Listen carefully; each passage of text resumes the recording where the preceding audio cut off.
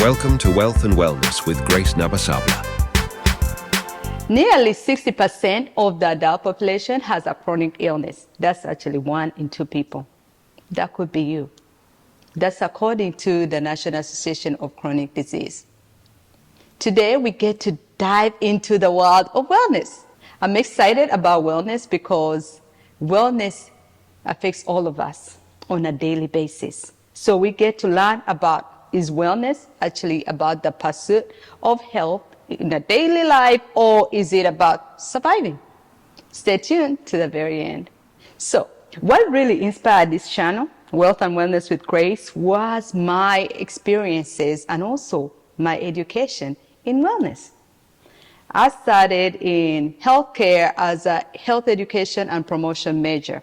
And as soon as I graduated, that inspired me to become a registered nurse. So having 2 bachelors in science also gave me the knowledge that I really needed, but also working at the bedside, talking to patients who really needed my care, educating on a daily basis, that also increased my expertise. What also changed my life about dealing with patients on a daily basis was primary education.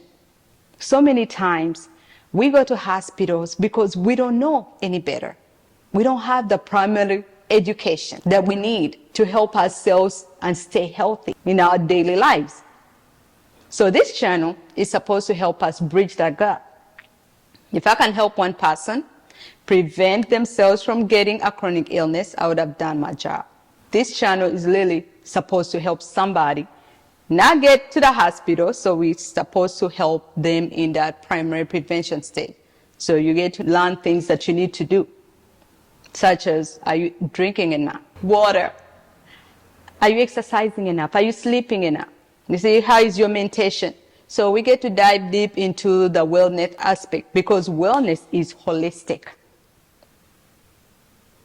Let's talk about wellness as it is. Is it just a physical aspect? No, it is holistic. Because spiritually, how is your emotion? How is your environment? How is your social? Are you socializing enough? All that affects us as human beings. And until we work on focusing on all those aspects of our life, that's where we get into the optimal wellness. And so I'll give you a good example.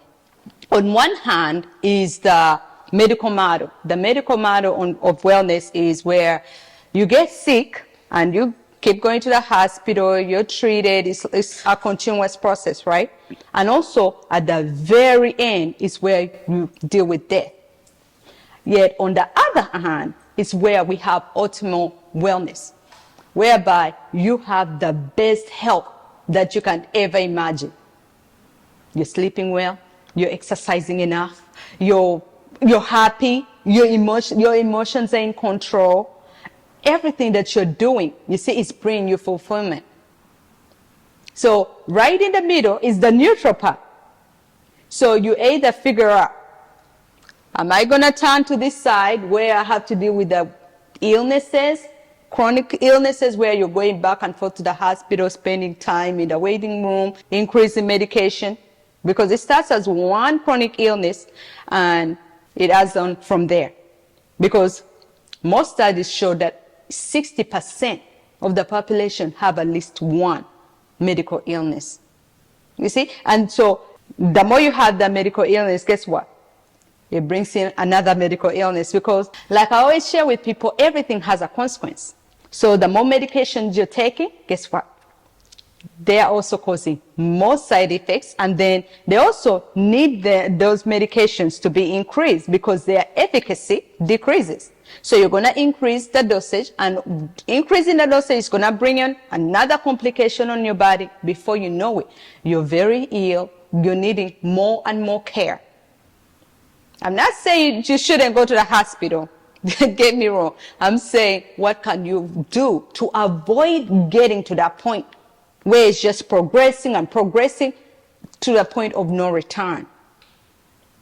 Because on this side of the model, you get to start doing different things. Drinking enough water. You see, what color is your urine? Because as a nurse, I get to look at my patients to figure out if they are dehydrated. And the biggest thing about dehydration, we look at the urine. Because our kidneys are helping us filter out the toxins in the body, but also the urine is so important. Because if your urine is not light yellow, guess what? You're dehydrated. So that means you need to drink up. When you feel thirst, you need to drink water. Because if you're not drinking enough, that's also messing with your kidneys. And we only have 2 kidneys.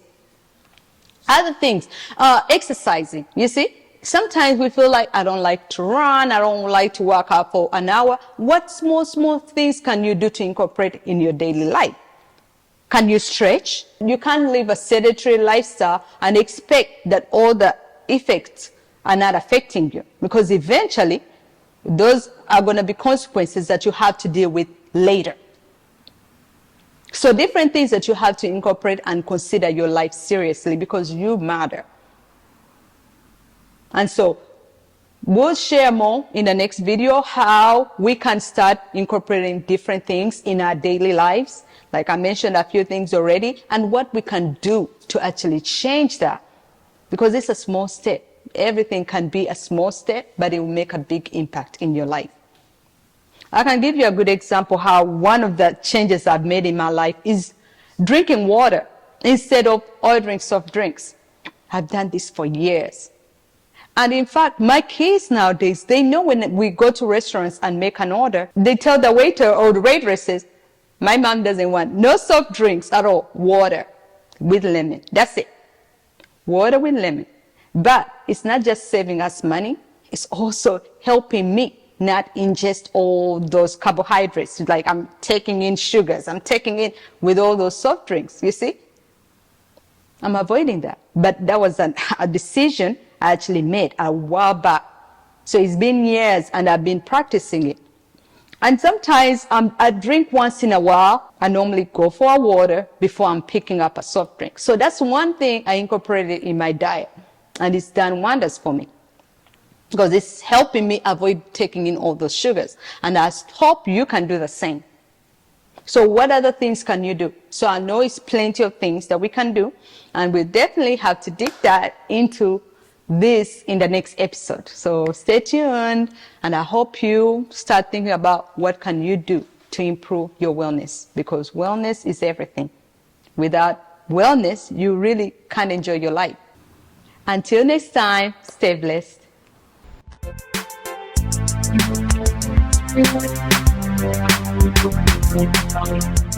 Thank you.